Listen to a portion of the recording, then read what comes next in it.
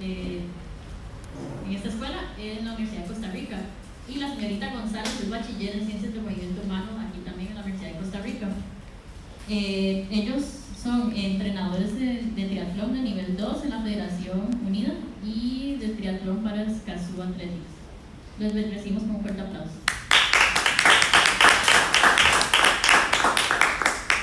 Bueno, buenos días.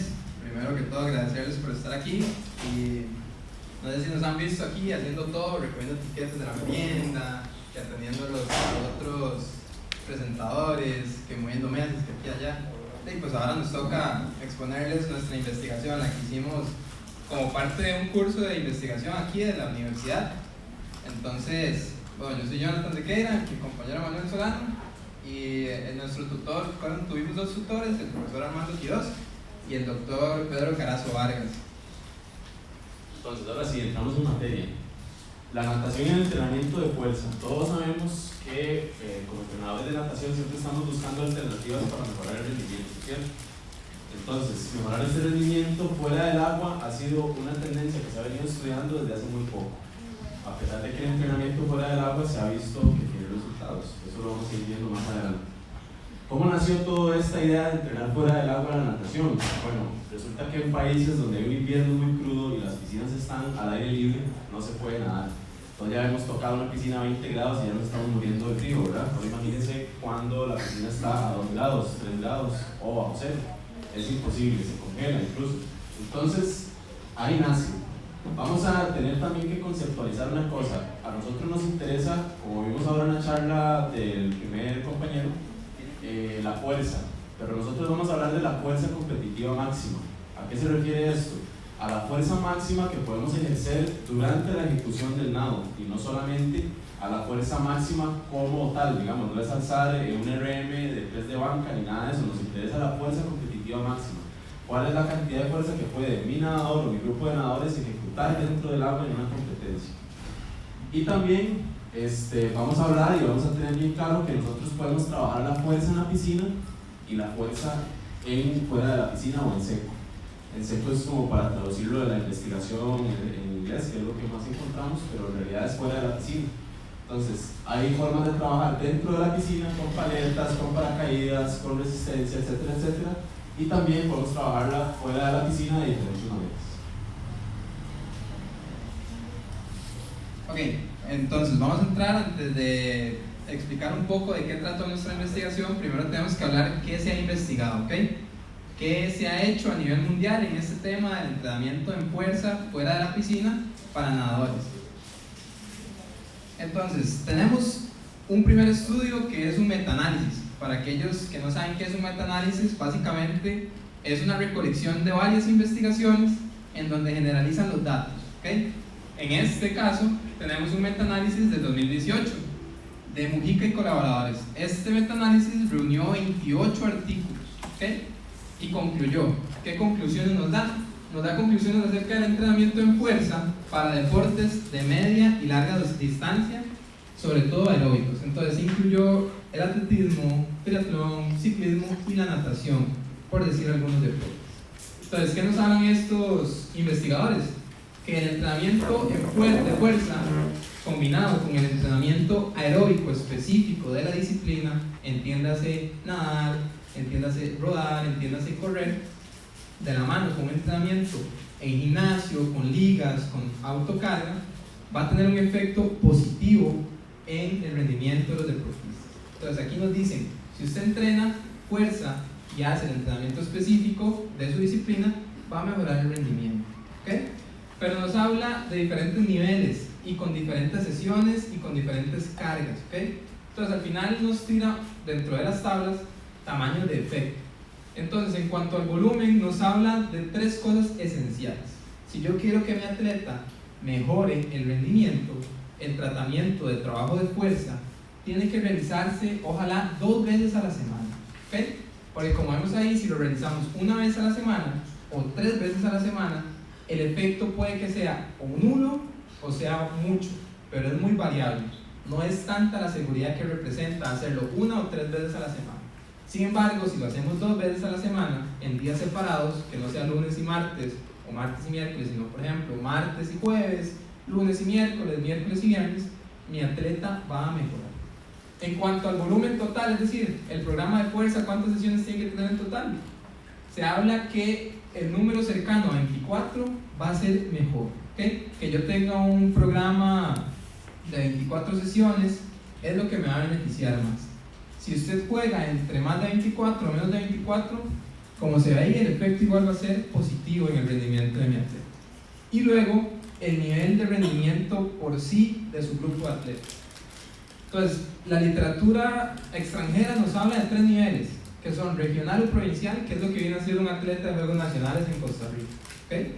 Un atleta de nivel nacional, que viene a ser un seleccionado del equipo de natación en Costa Rica, y un nadador con un nivel internacional, que vienen a ser los nadadores que participan y tienen buenas posiciones en series mundiales de natación, en olimpiadas, etcétera, etcétera. Entonces, el entrenamiento de fuerza, ¿a quién me va a beneficiar más? Me va a beneficiar más a mi atleta con un nivel regional. Por ejemplo, en Costa Rica, un atleta de Juegos Nacionales. Si yo tengo un atleta con un nivel de selección nacional, va a tener un efecto positivo en el entrenamiento de fuerza, sin embargo no va a ser tan amplio. Y al atleta que tenga un nivel internacional, el efecto del entrenamiento de fuerza no va a ser tan amplio. Eso es lo que nos dice este primer estudio metaanalítico. Pero hay más. También tenemos esta revisión sistemática. Una revisión sistemática es igual que un metaanálisis, pero sin parte estadística. Es decir, juntan resultados de varias investigaciones y generalizan resultados de esas investigaciones, resultados generales, pues. Entonces, esta revisión de Amaro y colaboradores del 2018 igual nos habla de, primero, que el entrenamiento, como se vio de la mano con el estudio anterior, el entrenamiento de fuerza mejora el rendimiento de mis atletas. Entonces ya hemos tenido una línea, no es que solo un estudio lo dijo, sino que ahora hay 2 estudios de fuerza, de potencia, perdón, es decir, de efectos grandes, que nos dicen lo mismo. Entonces, ¿qué nos dice Amaro y colaboradores? Nos dice, el entrenamiento de fuerza, si usted lo realiza 2 veces a la semana, entonces, le suena, ¿verdad? Igual que el metaanálisis, 2 veces a la semana o 4 veces a la semana, aproximadamente 24 sesiones, mi atleta va a mejorar el rendimiento dentro de la piscina. Entonces, ya vamos generando una línea de investigación que nos va dando un tipo de guía, en donde sabemos que 2 veces a 4 veces a la semana, 24 sesiones en total, vamos a mejorar. Y este nos tira una pista que nos dice ejercicios de bajo volumen, entrenamiento basado en fuerza máxima, ¿okay? Entonces ya ahí nos dice los tipos de entrenamiento que tengo que aplicar. El anterior nos dijo la frecuencia y nos dijo el volumen. Este nos dice un tipo de entrenamiento que puedo aplicar, que es el de resistencia muscular y con bajas cargas o cargas muy altas. Entonces, para ir cerrando un poco lo que es los antecedentes y todo lo que encontramos en la literatura, y ya le vamos a dar el giro a qué es lo que nos interesa a nosotros, realmente en la realidad nacional, digamos, y sobre todo centroamericana, bueno, vamos a hablar primero qué es lo que hacen los entrenadores élite con respecto al entrenamiento de fuerza en sus nadadores, ¿ok?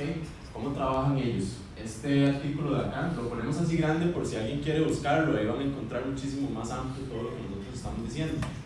Igual si gustan las presentaciones van a tener la bibliografía además. ¿Ellos qué hacen? Básicamente todo lo que ha estado diciendo Jonathan en este momento. Trabajar más de 24 sesiones, trabajar en el periodo de acumulación, trabajar fuerza máxima, etcétera, etcétera.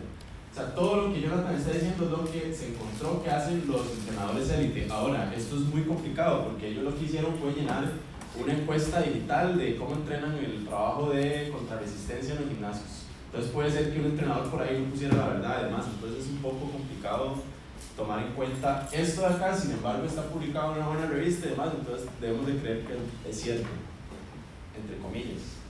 Después, la influencia del desarrollo de fuerza máxima en los nadadores juveniles. Aquí es donde empezamos a entrar en el tema.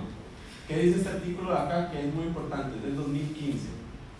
Dice que siempre y cuando usted trabaje la fuerza máxima, ya sea del tronco o del miembro superior o inferior, usted va a tener efectos positivos en el rendimiento de nadadores juveniles.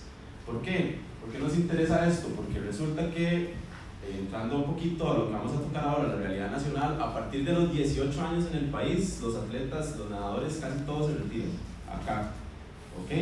Entonces es muy importante para nosotros ver qué hacemos con las edades que comprenden entre los 12 y los 17 años, porque lastimosamente el sistema está estructurado para que compitan hasta esa edad. La gran mayoría no compiten luego de ahí. Juegos nacionales se acabó la natación. Entonces vamos a tener que entrar en la edad adolescente. Si usted trabaja fuerza en la adolescencia, va a mejorar el rendimiento. ¿Ok? Después, por acá, ¿cuál es la relación entre el entrenamiento de fuerza en seco, el entrenamiento de la potencia en los sprinters, ¿ok? En las distancias cortas? Lo mismo, igual, todo esto, ¿qué es lo que nos dice? Básicamente que el entrenamiento simple de fuerza en seco va a generar una ganancia significativa en el rendimiento deportivo en los atletas que lo practiquen, ¿de acuerdo? Entonces, vamos encontrando básicamente que siempre y cuando yo trabaje la fuerza o la potencia en gimnasio de manera simple, sin llegar a hacer cosas muy complicadas, voy a encontrar una mejora en el rendimiento. Bueno. Entonces, en resumen, no venimos a inventar el agua tibia, porque ya está inventada, que eso es lo que nos dicen estos artículos. El entrenamiento fuera de la piscina de fuerza mejora el rendimiento, eso está claro. Pero ¿qué pasa? Que hay una difícil comparación de estos resultados positivos, es decir, no sabemos a ciencia cierta qué tipo de entrenamiento tengo que aplicar yo para que se dé ese rendimiento que todos queremos. ¿Por qué? Porque estas investigaciones, en primer lugar, utilizan atletas de diferente rendimiento, nivel de rendimiento, a como han usado atletas olímpicos, han usado atletas con nivel regional, como por ejemplo Juegos Nacionales, como les dije anteriormente, atletas con nivel nacional y atletas paralímpicos inclusive. Entonces, esa es la primera razón por la cual los resultados no son tan predictorios de un protocolo que yo pueda aplicar para que se mejore la fuerza, para que se mejore el rendimiento, perdón. Luego, han utilizado una gran cantidad de materiales. ¿Qué han utilizado? Han utilizado gimnasios, han utilizado ligas, han utilizado máquinas de natación específicas para trabajar la fuerza, sobre todo han utilizado esos materiales. Y por último, los tiempos de los protocolos han sido muy amplios, muy heterogéneos. A como se han aplicado protocolos de 2 semanas, se han aplicado de 4, se han aplicado de 8, se han aplicado de un mesociclo entero. Entonces, eso nos hace decir que no hay una receta del éxito, ¿okay? Por eso decimos que receta del éxito. Hasta ahorita no existe, porque una receta es algo que yo le puedo dar a usted, a usted, a usted, a usted, y todos van a mejorar el rendimiento de la misma manera.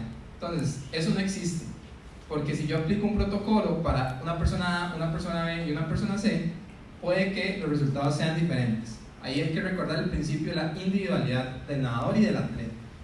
Entonces, lo que queremos es ver qué pasa si lo acercamos a la realidad nacional del país.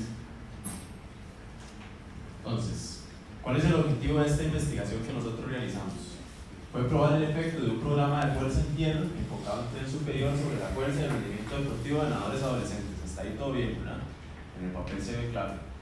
Lo que nos interesaba realmente es lograr obtener, a partir de todo esto que se realiza con los laboratorios de ciencias del deporte muchísimo más avanzados de todo lo que tengamos acá, cómo lo pasamos a la realidad nacional. Cómo yo llego con un entrenador de Juegos Nacionales y le digo, ok, esto es lo que le puede servir a sus nadadores, porque yo no le puedo decir, trabajemos con máquina isocinética del jalón. Ok, no lo tenemos, no tenemos máquina isocinética, con esto tenemos ligas en el comité, ¿de acuerdo?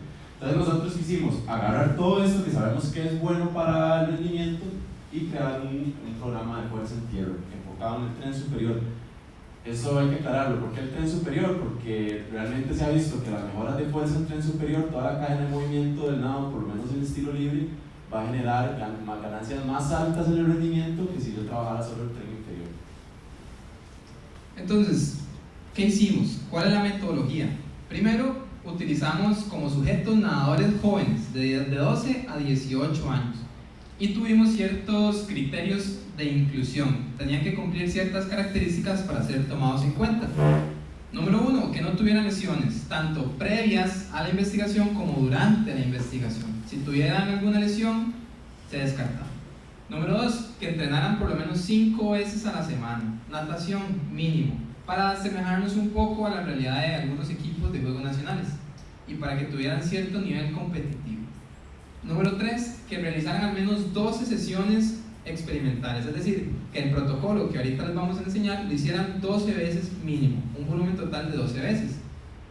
Y entonces, como resultado, nos dio una N o un grupo experimental de 20 chicos, hombres y mujeres. Pero durante el protocolo hubo una lesión en 2 atletas, pero no del grupo que aplicaron el protocolo, sino del grupo que estuvo realizando otro tipo de tratamiento, otro tipo de actividad durante la experimentación. Entonces se eliminaron. Al final nos quedaron 18 sujetos. ¿Okay? Entonces los dividimos en 2 grupos. Grupo control, que básicamente 2 veces a la semana hacían trabajo de técnica en la piscina. ¿Okay? Normal, ahí un trabajito de 1 hora, 45 minutos de técnica. Y el grupo experimental, que fue el grupo que hizo el protocolo de fuerza. ¿Okay? Entonces 2 veces a la semana realizaron este protocolo de fuerza, mientras los chicos hacían la técnica en la piscina. ¿Okay? Entonces me van siguiendo hasta ahí. Un grupo hacía técnica, mientras el otro grupo hacía el protocolo de fuerza, fuera de lado. Entonces, ahora bien, seguimos. ¿Qué sucede? Hicimos una prueba antes del protocolo y después del protocolo, es decir, un pre y un post. ¿Qué consistió? El pre consistió en analizar primero la composición corporal. Utilizamos el CKM BCA modelo 525. Este es un instrumento casi que de los mejores que hay en el país para medir composición corporal. Medimos grasa, medimos músculo, medimos lo que viene a ser el peso, el agua corporal en el pretest, para ver más o menos cómo andaba. Esos datos los utilizamos nada más para describir la población, ¿okay? El cual va a estar en el trabajo, en el artículo por escrito, digamos, que si tienen la oportunidad podemos darle a Armando para que se los pase a ustedes. Y luego hicimos 2 pruebas esenciales. Una que era un RM, es decir, una repetición máxima de press de pecho en máquina Smith. ¿Eso por qué? Porque queríamos comprobar nuestra primer variable dependiente, que es la fuerza máxima del nadador. Y número 2, hicimos una prueba de 200 metros libre. ¿Por qué 200 metros? ¿Por qué no 400, 1500, 50, 100? Porque la literatura, como vimos anteriormente, nos habla mucho de 50 metros efectos positivos, 100 metros efectos positivos, 400 efectos positivos, 1500 efectos positivos, pero no se sabe qué pasa con el 200. Hay 2 investigaciones nada más que hablan del efecto del entrenamiento fuera del agua en 200 metros libre. Entonces, por eso es que escogimos dicha distancia. Se realizó una prueba asemejándolo a la realidad de competencia, con salida de banqueta, con pitazo en sus marcas y el pito, etcétera, etcétera, con vuelta también. Entonces eso lo hicimos antes de aplicar el protocolo y después de aplicar el protocolo. Nada más acotar una observación. ¿Por qué hacer un press de pecho máquina Smith para medir la fuerza? Ok, se ha relacionado científicamente y estadísticamente la fuerza o el RM, la repetición máxima realizada en un press de pecho en nadadores, directamente relacionada, muy alta, con la fuerza generada por la cadena de movimiento en el tren superior.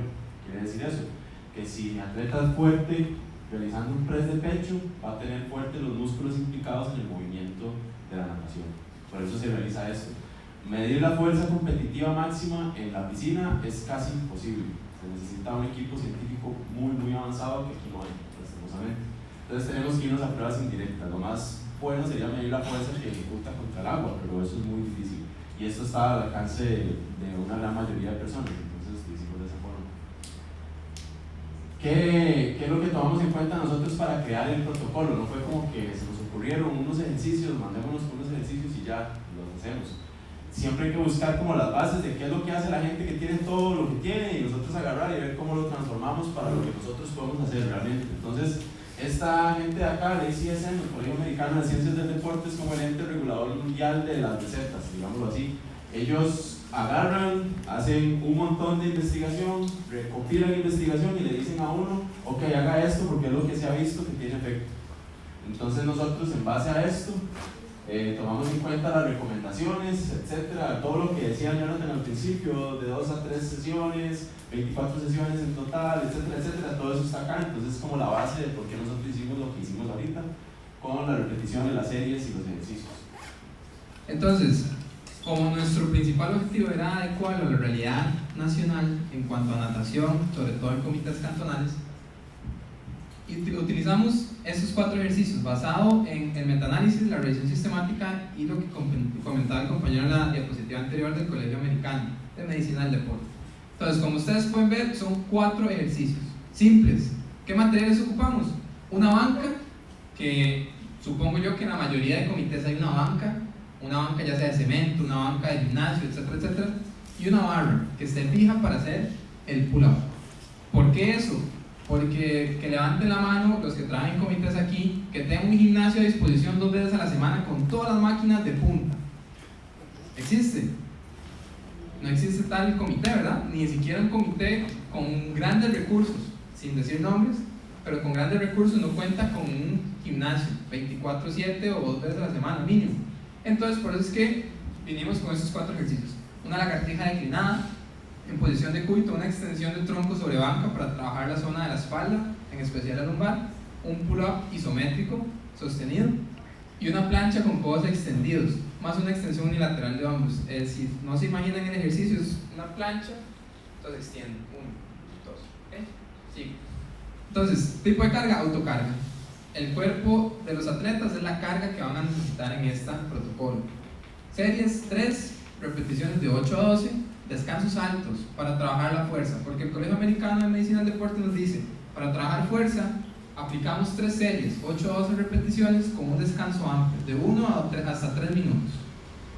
Luego, la velocidad de ejecución lenta, porque estamos trabajando fuerza. Si quisiéramos trabajar otro tipo de adaptaciones, trabajamos diferente velocidad de movimiento. Y como ven en los materiales, nada más una banca y una barra fija. Bueno, antes de pasar a los resultados, cabe la pena destacar y aclarar de nuevo que trabajamos fuerza máxima, es decir, periodo de acumulación, periodo general. ¿Esto qué quiere decir? Que no estamos yéndonos a las derivaciones de la fuerza, como vimos ahora, fuerza de resistencia, fuerza explosiva, elástica, etc. Estamos hablando de fuerza máxima, es la base de toda la fuerza que vamos a necesitar. Ahorita vamos a ver por qué en adolescentes y en nadadores juveniles es tan importante trabajarlo. Entonces, esto es pura estadística, ya vamos a pasar a los gráficos y a lo que nos interesa, pero bueno, realizamos el pretest, utilizamos el protocolo, realizamos el posttest. ¿Qué encontramos? Estadísticamente encontramos que ambos grupos mejoraron la fuerza, ¿de acuerdo? Entonces, ambos grupos mejoraron la fuerza, en eso nos vamos a quedar en la parte estadística. En la parte de tiempo, bueno, ambos grupos se mantuvieron parecidos con respecto al pretest y al posttest, es decir, no hubo ni una pérdida de rendimiento ni una ganancia de rendimiento en el grupo en el que nosotros aplicamos el entrenamiento, ¿de acuerdo? Con respecto a la fuerza, hubo un aumento significativo en ambos. Entonces ya vamos a explicar eso. Entonces, un poco más visual, con estos gráficos podemos ver las 2 variables. Primero, la repetición máxima, como dijimos anteriormente, mejoraban la fuerza los 2 grupos, tanto el que hizo el protocolo como el que estaba haciendo técnica en la piscina. Significativamente, es decir, que la ganancia de fuerza es importante. Sí es una diferencia significativamente con respecto al pretest. Y en cuanto al rendimiento, tal vez la variable de las más importantes, no hay una diferencia estadísticamente significativa. Es decir, la estadística no nos dice que sí, efectivamente mejoraron. Sin embargo, vemos una tendencia, ¿okay? Una tendencia a la mejora. Con un promedio de 157 segundos en el pretest el grupo experimental y 156 segundos el grupo control en el pretest. Pasaron de eso a tirar 154.88 segundos en el posttest y 153 segundos en el grupo experimental. ¿Okay? Son 4 segundos del grupo experimental. ¿Cuántos son 4 segundos en natación? A nivel de juegos nacionales, a nivel internacional, a nivel nacional. ¿Y cuántos son los segundos? Pero yo quiero que se queden con esos 4 segundos de mejora, ¿ok? Entonces, de hecho, para ejemplificarlo mejor, agarramos los resultados de las finales de Juegos Nacionales del año pasado con respecto a juvenil A masculino y juvenil B femenino, que abarca más o menos las edades que nosotros trabajamos. Entonces, podemos ver que el primer lugar tuvo 2 minutos 2:81 para medalla de oro, y el segundo lugar tiene 4 segundos de diferencia con respecto al primero.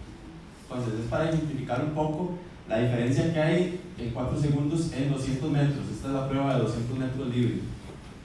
Podemos ver que incluso del tercer lugar al segundo hay menos. Esa ganancia de 4 segundos pudo haber significado una medalla de plata para Garavito, digamos.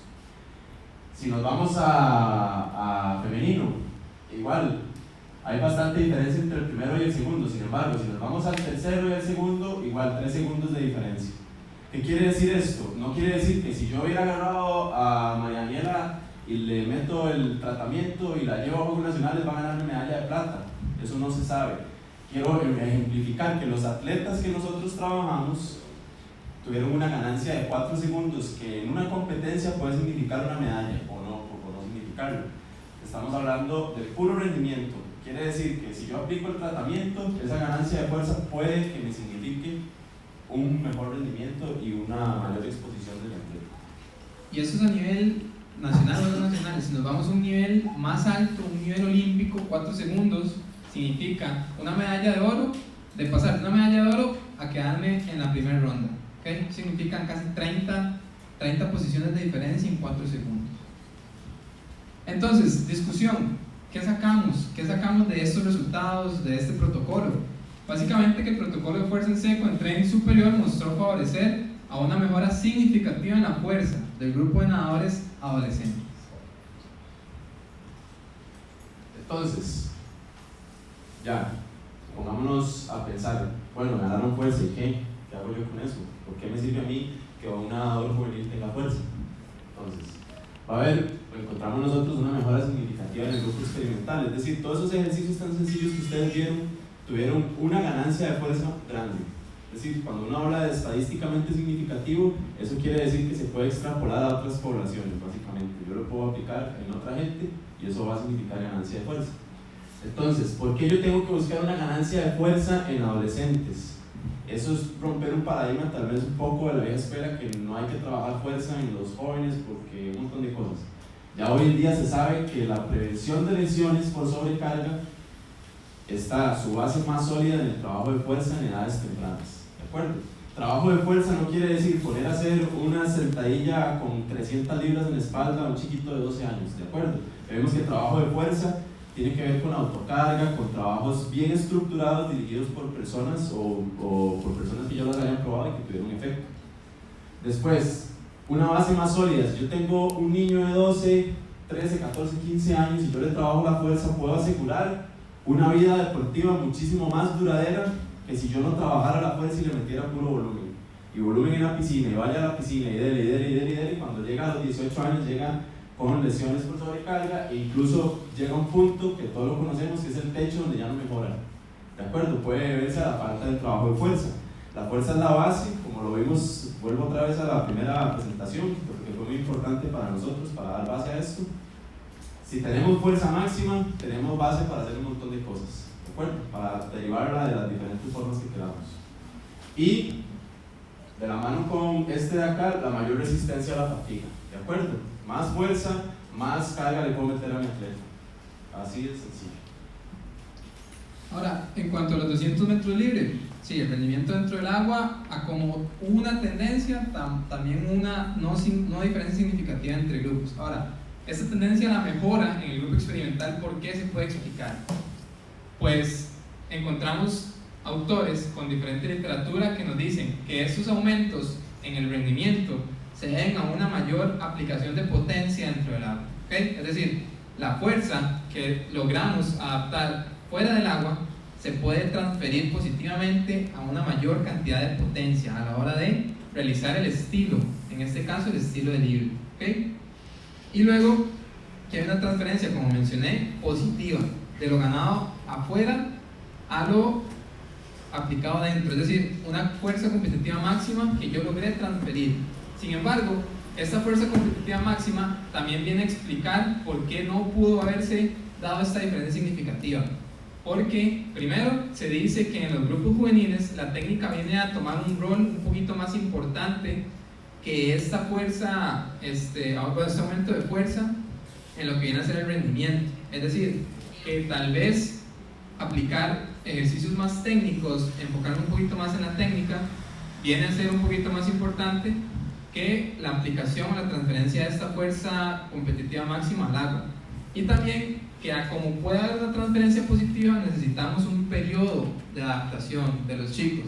Desde el momento que logran esas adaptaciones fuera del agua, de fuerza, se tienen que adaptar a la transferencia al agua. Es decir, cuando mi chico logra esa fuerza fuera del agua, tengo que lograr un periodo de acomodo de esa fuerza hasta que se logre aplicar al 100% al estilo de libre en este caso.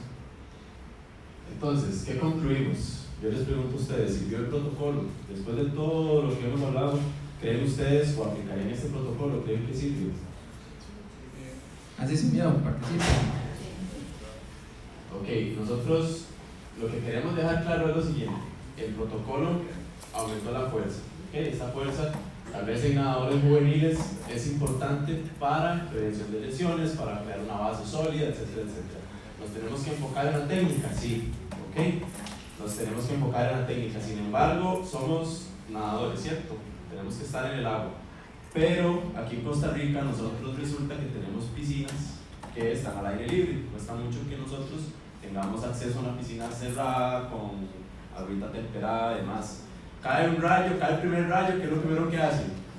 Adiós entrenamiento, ¿verdad? Temporales en Costa Rica, 15 días de temporal, todos los días a las 4 de la tarde, cuando va a entrenar mi equipo está lloviendo. Entonces, ¿qué es lo que sucede? Que si yo no puedo entrenar en la piscina, tengo una herramienta ya, por lo menos nosotros quisimos hacer el intento de darla, para que la fuerza que yo vaya a ganar en la piscina, por lo menos la pueda mantener fuera de la piscina, ¿de acuerdo? Con ejercicios simples, que no son complicados y que incluso va a lograr una variabilidad en el entrenamiento que a la larga puede mejorar el rendimiento.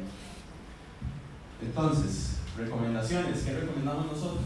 Nosotros básicamente recomendamos 4 aspectos que hay que mejorar. El primero, aumentar nuestro N, es decir, aumentar nuestro grupo experimental, nuestro grupo de investigación, porque esa es una de las razones también por la cual pudo no haber habido esa diferencia significativa, porque trabajar con 20 sujetos es muy poco. En investigación, si usted quiere resultados que se puedan extrapolar a diferentes poblaciones, usted debería trabajar con bastante población de investigación, es decir, coger más chicos que cumplan estos requisitos para futuras investigaciones. Número 2, el rendimiento. Si nosotros tenemos un grupo de juegos nacionales, los rendimientos de tiempos promedio va a ser mucho, es decir, la desviación estándar de mis tiempos va a ser muy amplia, ¿okay? Entonces, como vimos los resultados de juegos nacionales, 4 segundos de un lugar a otro es demasiado, en natación es demasiado. Entonces, si nosotros para futuras investigaciones tomamos atletas, ojalá de una selección nacional, en donde la variabilidad de tiempo a tiempo es muy poca, nos va a dar resultados más exactos a la hora de meter la parte estadística. Y en cuanto a la medición de la fuerza máxima, lo deseable sería que utilizáramos un dinamómetro. Un dinamómetro es un instrumento que es el gold standard, es decir, lo más alto, el tope de línea para medir la fuerza.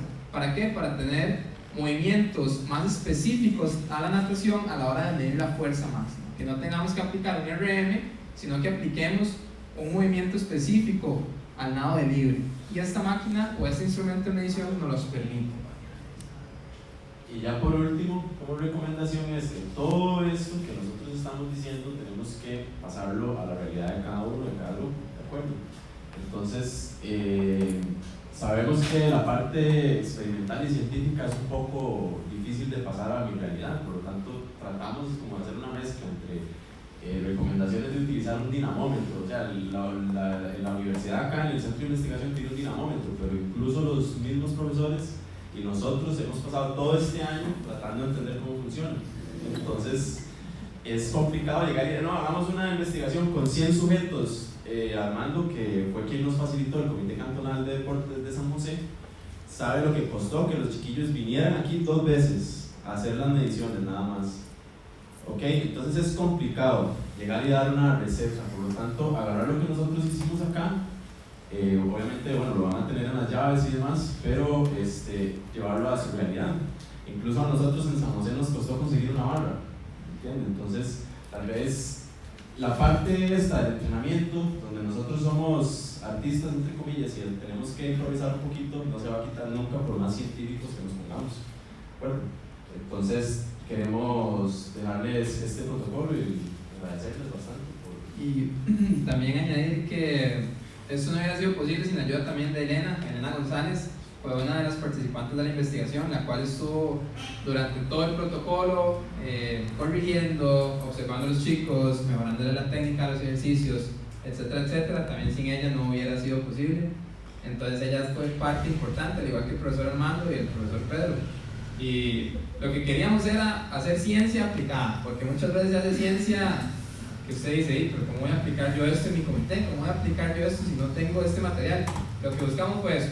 Esperamos que ustedes se lleven, que es muy aplicable a la realidad y que hicimos ciencia aplicada, que es lo más difícil de hacer, pero que nosotros también podemos ser entrenadores, estar en el terreno y a la vez podemos estar en la ciencia, para que sepan que como somos entrenadores podemos ser científicos y que es una parte muy importante que muchas veces se deja de lado en Costa Rica y que tal vez es una de las razones del por qué no estamos llevando 20 atletas a las Olimpiadas o 10 atletas a las Olimpiadas y porque vamos nada más a participar y no vamos a competir. Entonces, sin más, agradecerles por la atención y si tienen alguna duda o comentario, son bienvenidos. ¿En qué periodo de trabajo se